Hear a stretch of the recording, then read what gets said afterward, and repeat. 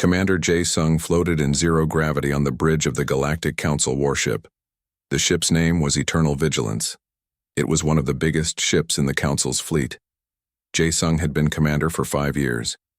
He had seen many strange things in space, but today would be different. "Commander, we have something on our sensors," said Lieutenant So-yeon. She worked at the communication station. Her blue skin sparkled under the ship's lights. Like all Kandorians, she had 4 arms. This made her very good at her job. Jae-sung moved to look at the main screen. "What is it?" "A ship, sir, but it's not like anything in our database." So-yeon's fingers moved fast over her controls. "It just came out of subspace. The design is strange." The image appeared on the screen. Jae-sung stared at it. The ship looked primitive. It had sharp angles and metal plates. There were no smooth curves like council ships. It looked like someone had built it in a hurry. But something about it made Jae-sung nervous. "How big is it?" he asked. "About half our size, sir. But the energy readings are confusing. Their engines use a type of power we don't recognize." Navigator Dong-hyun turned from his station. His 6 eyes blinked in sequence, showing his surprise. "Commander, that ship is using nuclear fusion. Very primitive technology. They shouldn't even be able to reach light speed with that.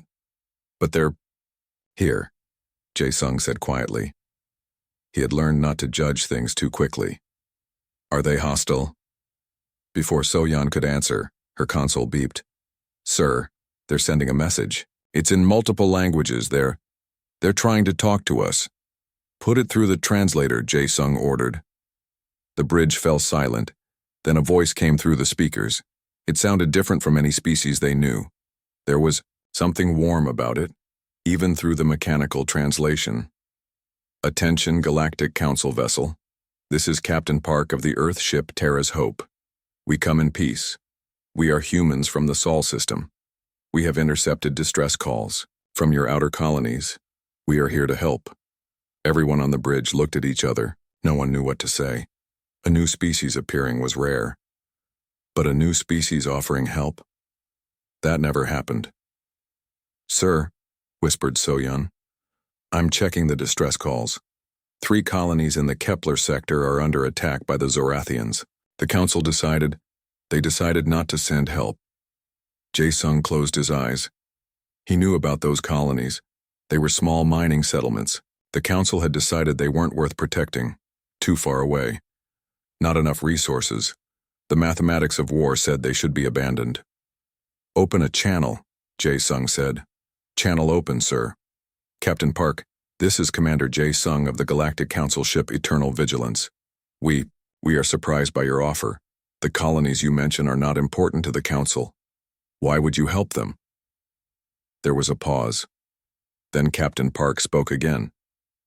"Commander, we picked up their calls for help. Men, women, and children are dying. We don't need another reason." Jae-sung felt something strange in his chest. In 5,000 years of galactic civilization, no species helped another without getting something back. It was always about trade, or territory, or military alliance. But these humans... "Captain Park, I must warn you. The Zorathians are dangerous. They have energy weapons and shields. Your ship appears to use primitive technology. You cannot win." A different human voice spoke this time. It was female, strong and confident. "Commander, this is First Officer Youngji. We appreciate your concern, but we've made our decision. Those colonies sent a call for help. We heard it. We're going." "You'll die," Jae-sung said simply. "Maybe," said Captain Park, "but we'll die trying to save innocent lives. In our history, we call this being human." Jae-sung looked around his bridge. His crew stared back at him. They had never heard anything like this before. Species protected their own kind. They made alliances for profit. But this... "How many ships do you have?" Jae-sung asked. 12, Captain Park answered. "I know it's not many. 12 ships, against the Zorathian fleet that would have at least 100 vessels. It was suicide." "Wait," Jae-sung said. "He made a decision that would change his life. We'll come with you." His bridge crew gasped. So-Yeon's 4 hands stopped moving. Dong-Hyun's 6 eyes went wide. "Sir," So-Yeon said carefully, "the council ordered us to patrol this sector. They said nothing about—" "The council decided those colonies weren't worth saving," Jae-sung cut her off. "But these humans, who don't even know those colonists, are willing to die for them. How can we do less?" Through the view screen they could see small lights moving from the human ship. Fighters, Jae-sung realized. Tiny one-person crafts were launching. "Captain Park," Jae-sung said, "we're reading. Fighter launches from your ship. Those won't even scratch Zarathian shields." "You'd be surprised, Commander," said another human voice. This one was younger, full of energy. "This is fighter leader Min-ho. Our ships might look small, but we humans have a saying. It's not the size of the dog in the fight, it's the size of the fight in the dog." Jae-sung didn't understand the reference to dogs, but he understood the meaning. These humans had spirit. "Set course for the Kepler colonies," Jae-sung ordered. "Maximum speed." As the Great Council warship turned, Jae-sung watched the human vessel on his screen. It was smaller, simpler, using technology his people had abandoned centuries ago. But there was something about it. Something in the way it moved. Like a predator that knew exactly what it was doing. "Commander," So-Yeon said, "I'm receiving more signals. The other human ships are changing course. They're all heading for the colonies. 12 ships, plus 1 council warship, against a Zarathian battle fleet. The odds were terrible." But for the first time in years, Jae-sung felt something he had almost forgotten. He felt hope. Not because they would win. The chances were small. But because someone was finally doing the right thing just because it was right. "So-Yeon," he said, "send a message to the human fleet. Tell them they're not alone." As the stars blurred into lines around them, Jae-sung thought about what Captain Park had said. "We call this being human." He wondered what that really meant. In the next few hours he would find out. The day the humans came was the day everything changed. Not because of their technology, not because of their weapons, but because they showed the galaxy something it had forgotten. Sometimes you fight, not because you can win, but because it's the right thing to do. And that made all the difference. 3 days later, Commander Jae-sung stood on his bridge. He watched the tactical display with growing fear. The Zarathian fleet filled the screen. 150 ships, all bigger than the human vessels, all with energy weapons that could melt metal in seconds. "Commander, the human ships are moving into attack formation," reported So-Yeon. Her voice shook slightly. Even with her 4 arms working the controls, she could barely keep track of what was happening. Jae-sung stared at the display. 12 human ships and his own warship faced an enemy 10 times their size. The colonists on Kepler 7 were still evacuating. Thousands of families packed into old transport ships. They needed more time. "They'll be destroyed," Navigator Dong-Hyun said. All 6 of his eyes focused on the screen. "The humans must know they can't win." A voice came through the speakers. It was Captain Park.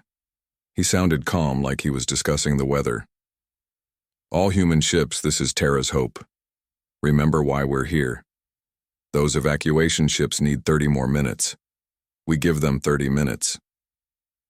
Jae-sung opened a channel. "Captain Park, please reconsider. You're throwing your lives away.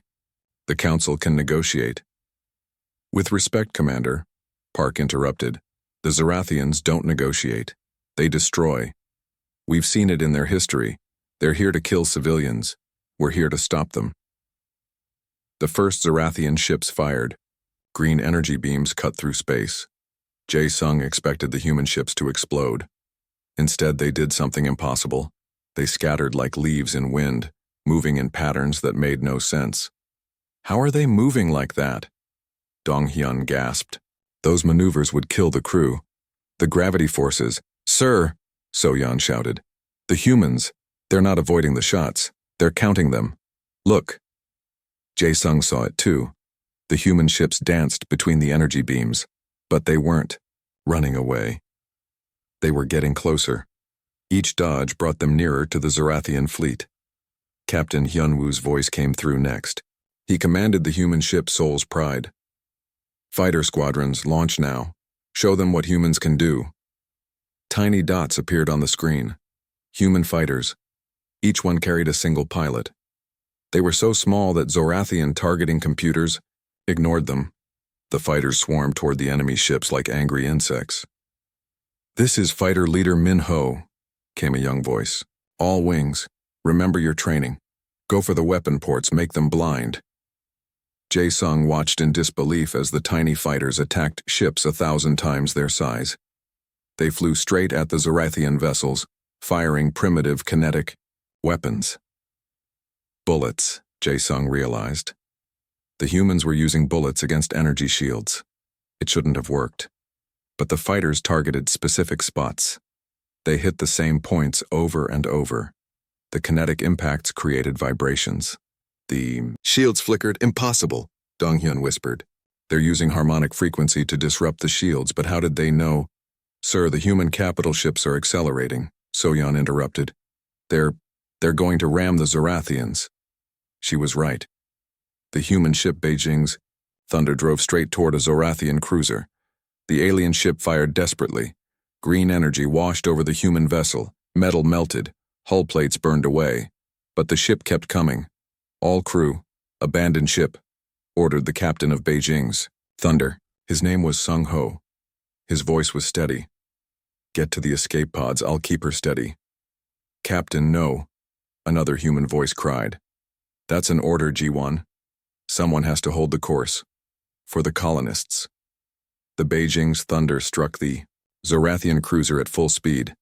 Both ships exploded in a ball of nuclear fire. The blast wave hit 3 more enemy ships, damaging their shields. Jae-sung felt his throat go dry. He had seen many battles, but he had never seen anyone deliberately die to save strangers. "Commander," Soyeon said quietly, "the humans are transmitting something. All their ships are sending the same message." "Put it through," Jae-sung ordered. Music filled the bridge. Strange, powerful music with words in the human language. Jae-sung didn't understand the words, but he felt their meaning. It was about standing firm, about not giving up, about fighting for others. The battle continued.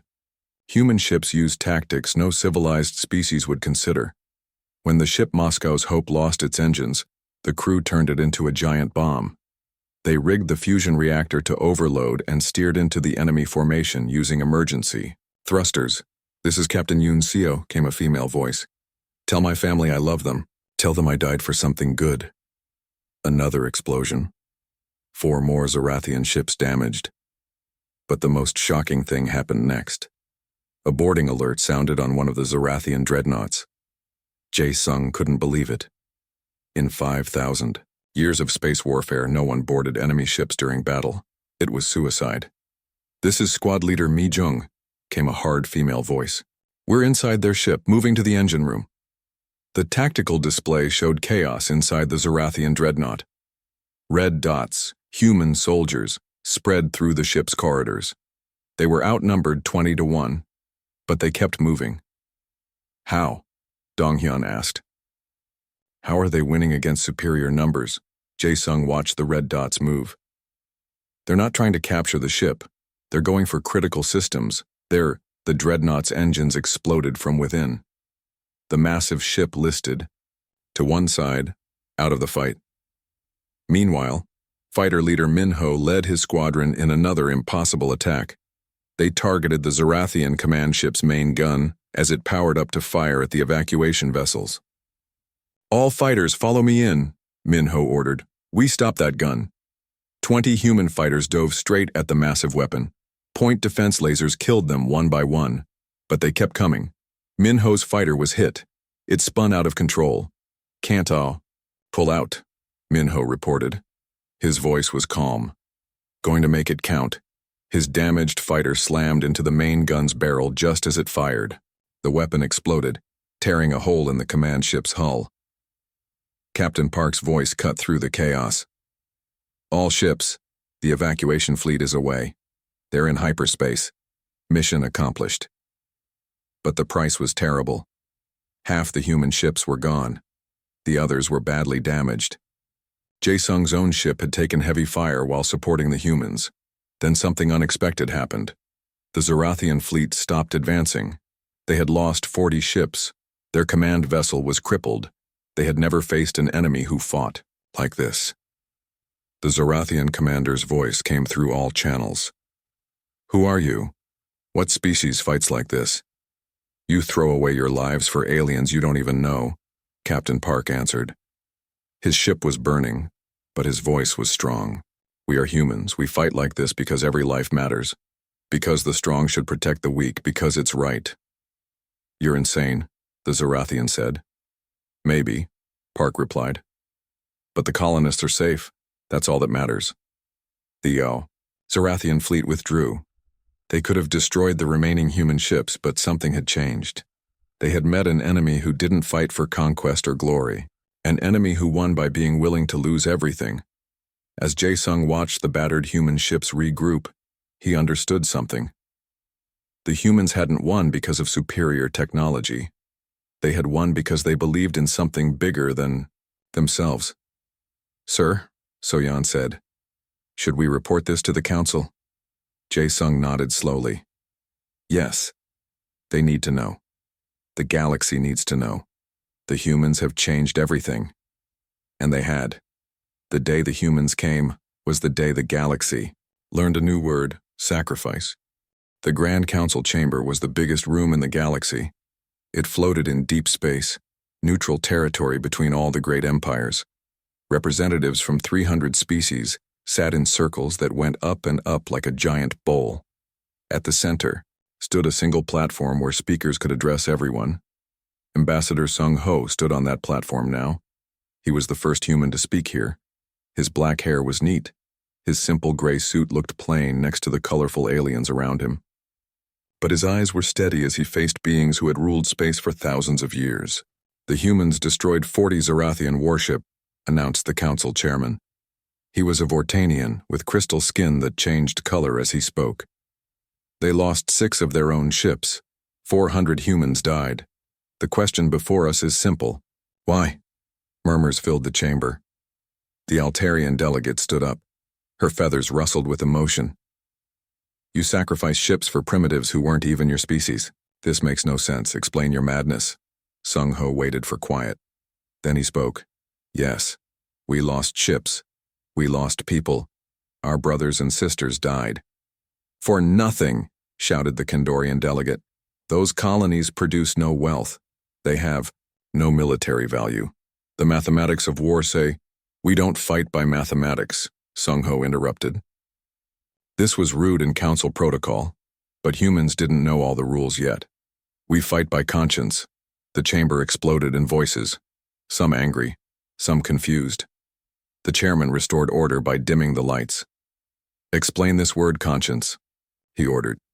Sung-ho looked around the vast chamber. 5 days ago we heard calls for help. Families were being attacked. Children were crying.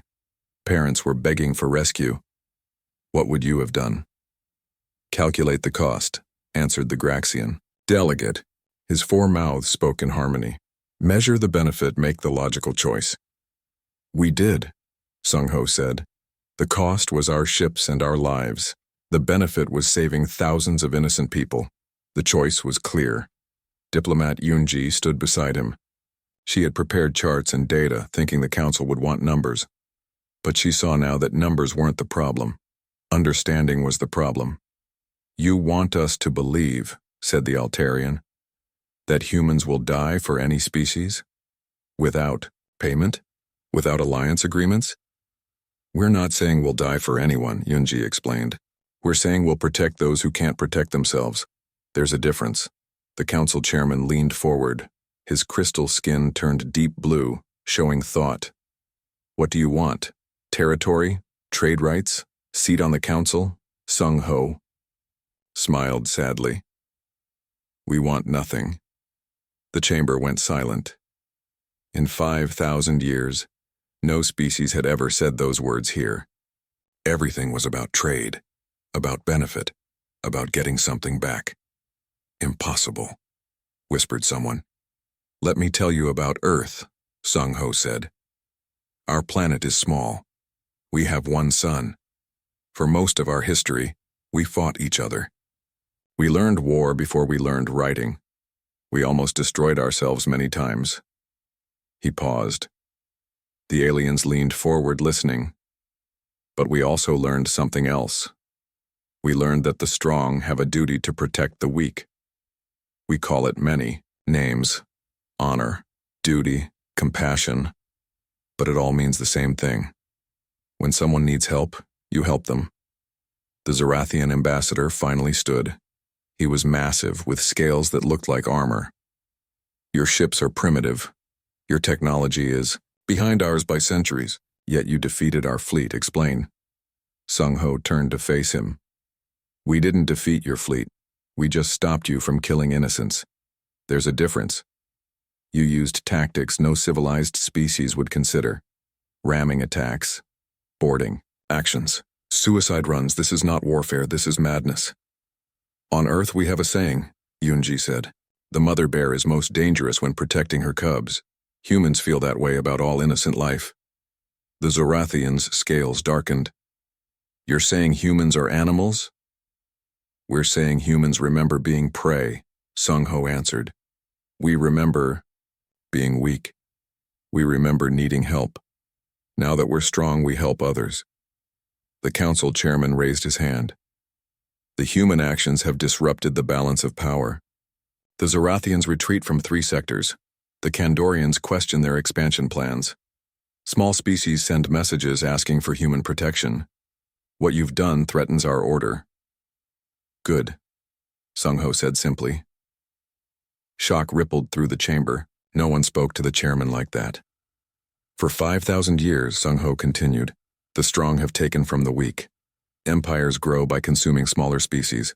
Colonies die because saving them isn't profitable. Maybe it's time for that to change. And you think humans can change it? The chairman asked.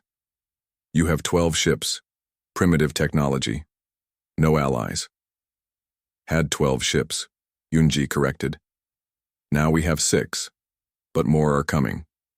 Earth is building a fleet, not to conquer, not to expand, but to protect. Protect whom? Anyone who needs it. The chamber erupted again. Some delegates shouted anger. Others showed fear. But some, especially those from smaller species, showed something else. Hope. The chairman restored order. The council must vote. Do we recognize humanity as a galactic power? Do we accept their unusual approach to warfare? But before the vote could begin, something unprecedented happened. The delegate from Kepler-7, one of the colonies the humans had saved, stood up. He was small, furry, with large eyes that had seen too much death. May I speak? He asked. His voice was quiet. The chairman nodded. My name is Tikka. I watched my colony burn. I heard my people scream. I sent distress calls for days. No one came. No one except the humans. He turned to Sung-Ho. They didn't know us. We had nothing to offer.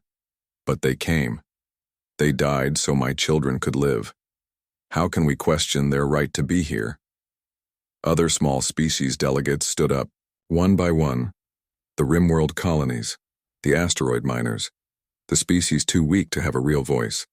They all stood. We stand with humanity, Tikka said. The powerful species watched in shock. This had never happened. The small species never united, never spoke as one voice. But the humans had changed that too. The chairman's skin flickered through many colors. This is not how the council works. Maybe it's time for that to change too, Sung-Ho said quietly. When the vote came, it wasn't even close. Humanity was recognized. Not because of their power, not because of their technology, but because they had done something no species had done before. They had given the weak a champion. As Sung-Ho and Yunji left the platform, delegates crowded around them. Some wanted to threaten, some wanted to trade, but most wanted to understand. Why? Asked the Altarian delegate. What do you gain from protecting the weak? Sung-Ho thought for a moment. On Earth we have many religions, many philosophies, but they all teach one thing. We are our brother's keeper. We gain nothing. We gain everything. I don't understand. You will, Yunji promised. When you see what the galaxy becomes when the weak no longer fear the strong. The day the humans came was the day the old order began to die. Not through conquest, not through war, but through something much more powerful, through the simple act of caring. 6 months passed. The galaxy watched and waited to see what humans would do next. They didn't have to wait long. Engineer Yun Seo stood in the ruins of Proxima Station. The Skarn Empire had attacked it 3 days ago. They left behind destroyed buildings and dead bodies. But Yun Seo wasn't there to count the dead. She was there to help the living. Connect the power coupling to Grid 7, she ordered her team. Humans and aliens worked side by side. They rebuilt the station's life support systems. We need air in Sector 12 within the hour. A young Telvari engineer named Kix watched her work. His 3 eyes blinked in confusion. Why do you help us? The Skarn will return. They always return. Yun Seo looked up from her work. Her face was dirty. Her hands were cut from handling sharp metal, but her smile was bright. Then we'll be here when they do. But you could die. Could, she agreed. But these families need air now. That's more important than what might happen later. Across the galaxy, similar scenes played out. Human medical ships arrived at plague-hit worlds. Dr. Jinwoo led teams that treated diseases that had killed millions. He didn't care if the patients were from species that opposed humanity in the council. Sick was sick. Healing was healing. Doctor, this plague is engineered, his assistant Ha-un reported. The Dominion created it to weaken border worlds before invasion. Jinwoo didn't stop working. He injected medicine into a small furry creature that looked like a child. Then we better cure it before they invade. You're not angry? Angry doesn't cure disease. Medicine does. In the Outer Rim, teacher Heejin set up schools and refugee camps. She taught alien children to read and write. But more importantly, she taught them to hope. Why do humans always smile? Asked Viti, a young refugee whose planet had been destroyed. His scales were dull with sadness. Heejin knelt beside him. Because smiling is free, and sometimes it's all we have to give. She helped him practice writing his name. But it's enough to start. The military response came when the Ravager clans attacked mining colonies in the Zinc Belt. These pirates had terrorized small worlds for centuries. The big empires didn't care. The colonies were too poor to matter. Humans cared. This is Wingy. Commander Minji to all fighter squadrons, the radio crackled. Ravager ships detected they're heading for Colony 7, not on our watch. The battle was quick and decisive. Human fighters danced between enemy fire. They had learned from the Zorathian battle. Each pilot flew like they were protecting their own family. Young pilot Junho chased a Ravager bomber. The bomber carried enough explosives to level the colony. Junho's weapons were damaged. He had one choice. This is Black 7, he radioed. My guns are down, I'm going to ram. Negative, Black 7, Minji ordered. Break off. But Junho knew the math. Thousands of lives versus 1. The choice was easy. Tell my parents I love them, for the colonies. His fighter struck the bomber. Both exploded. The colony was saved. Word spread across the galaxy. The humans were everywhere. Fighting pirates, curing diseases, rebuilding destroyed worlds, and always protecting the weak. The big empires watched nervously. The Zorathians called an emergency meeting. They're spreading too fast, growled War Chief Vextor. Every world they save becomes loyal to them. They're building an empire without conquering anyone. Their technology improves daily, added Science Commander Thekla. They learn from every battle. They adapt faster than any species we've seen. But they don't take territory, said the Emperor. They don't demand payment. They ask for nothing. How do we fight an enemy who wants nothing? The answer came from the Kandorian spy network. Master Spy Zephix reported to the High Council with disturbing news. The humans share everything, she said. Her forearms moved nervously. Shield frequencies, weapon designs, medical knowledge, they hide nothing. That's stupid, scoffed a general. Knowledge is power. No, Zephyx corrected. They say knowledge is only powerful when shared. Watch this. She showed video from a human training center. Engineer Yoon Seo taught Proxima Station's defenders how to modify shields against Skarn weapons. She held nothing back. Now show them what you've learned, Yoon Seo told her students. They practiced the modifications. Within hours, they mastered techniques that had taken humans months to develop. They're making everyone stronger, Zephyx explained. Every species they help becomes capable of self-defense. It's unprecedented. The real shock came when pirates attacked a human hospital ship. The ship carried no weapons, only doctors and medicine. The pirates thought it would be easy prey. They were wrong. 3 species patrol ships arrived to defend the hospital. Telvari, Kepler, and even a Kandorian vessel. They fought together, protecting the human doctors. Why do you risk your ships? The pirate leader demanded. What did the humans promise you? The Telvari captain answered. They promised nothing. They asked for nothing. They just helped when we needed it, now we help them. The pirates fled. They had never seen different species cooperate without treaties or payments. At Earth's first military academy in space, cadets from dozens of species trained together. Sergeant Kyung-ho watched them practice. A Rigelian cadet helped a Terran with zero-gravity movement. A human cadet taught a vegan better targeting methods. You're all missing the point, Kyung-ho told them during a lecture. We don't fight to win. We fight to protect. There's a difference. A Skarn cadet raised his clawed hand. His people had been enemies of many species. But what if protecting means you have to kill? Then you kill, Kyung-ho answered simply. But you kill to save lives.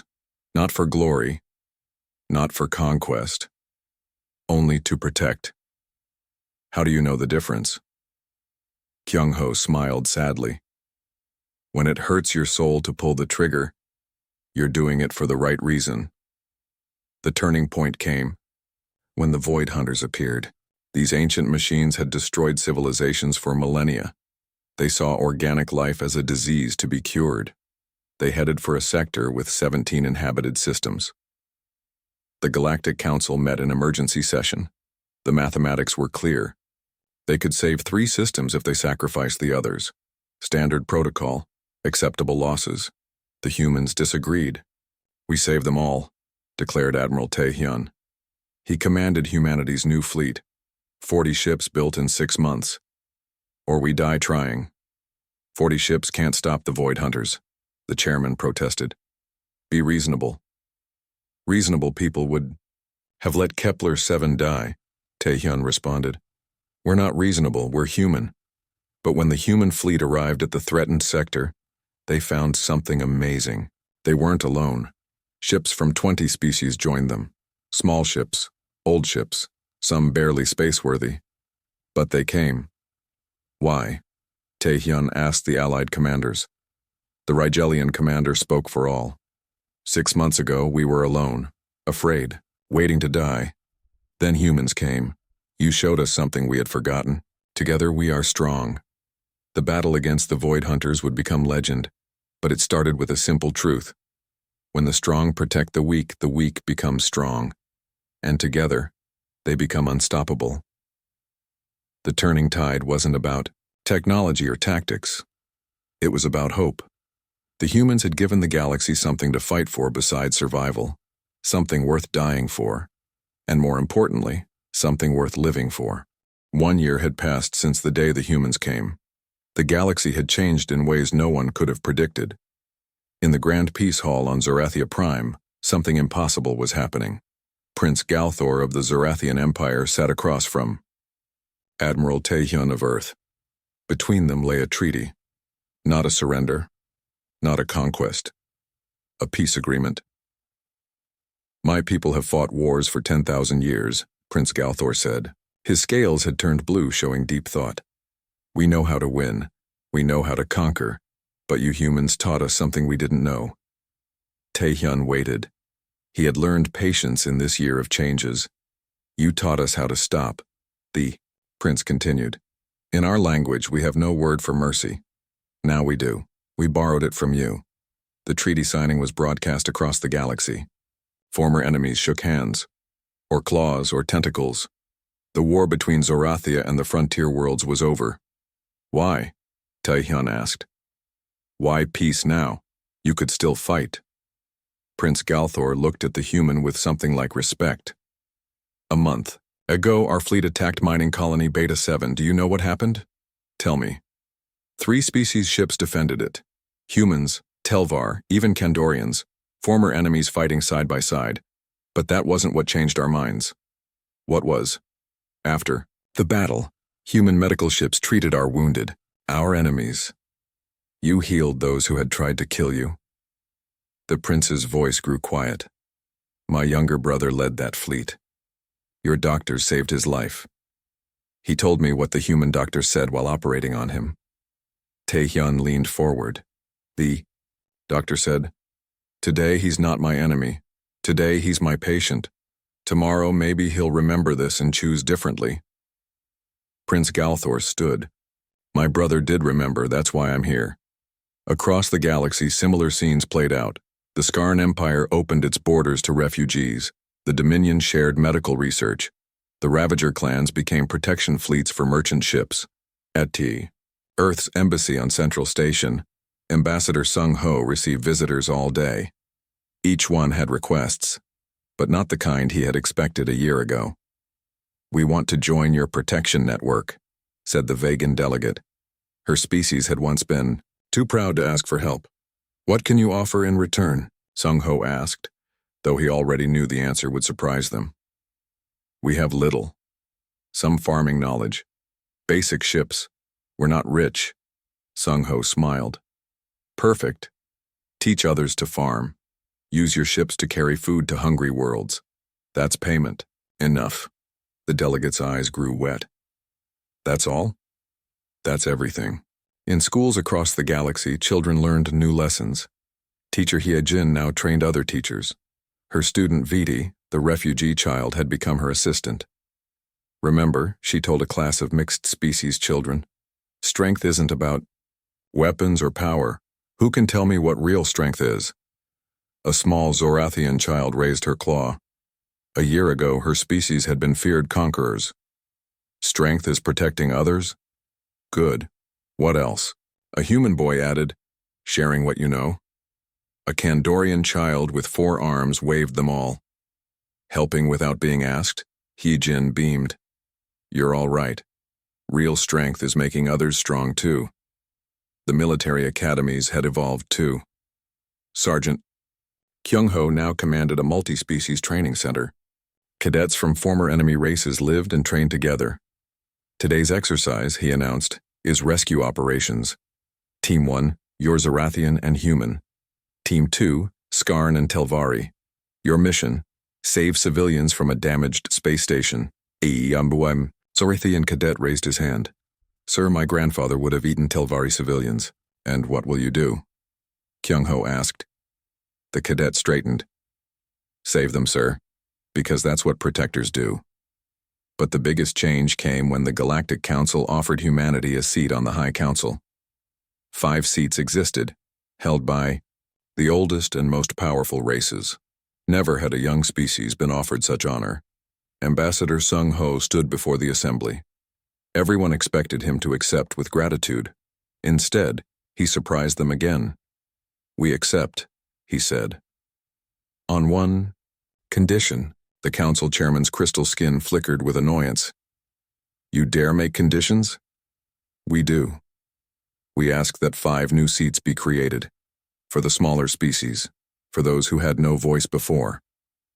The chamber exploded with protests. The powerful species objected. This would change everything. The balance of power would shift. "Exactly," Sung Ho said when the noise died down. "A year ago you asked us what humans wanted. We said nothing. Today we want something. We want every species to have a voice.